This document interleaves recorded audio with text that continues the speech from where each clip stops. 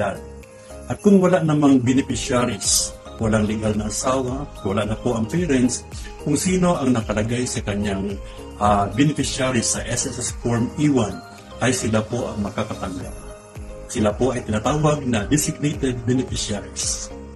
At kung wala pong primary beneficiaries na asawa, wala pong secondary beneficiaries na magulang, at wala din pong designated beneficiaries na nakalista, ang pinaka-last po na pwedeng tumanggap ay ang mga legal heirs.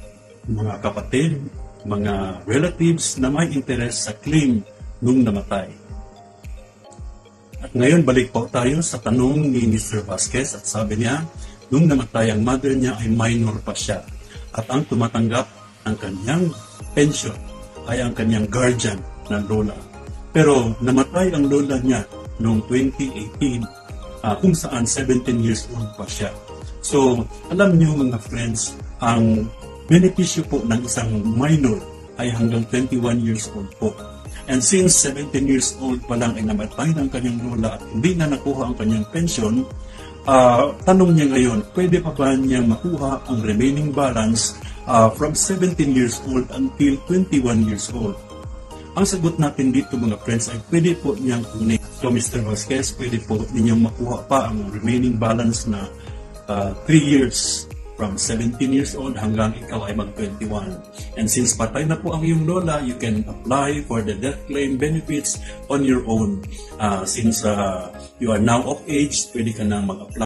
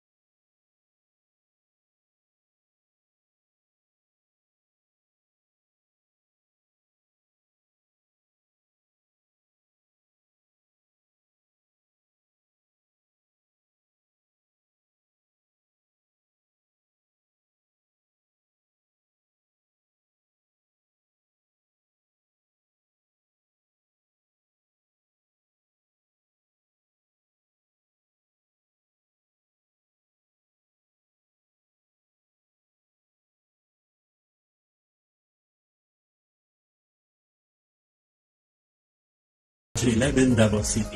Hanggang sa muli, bye-bye.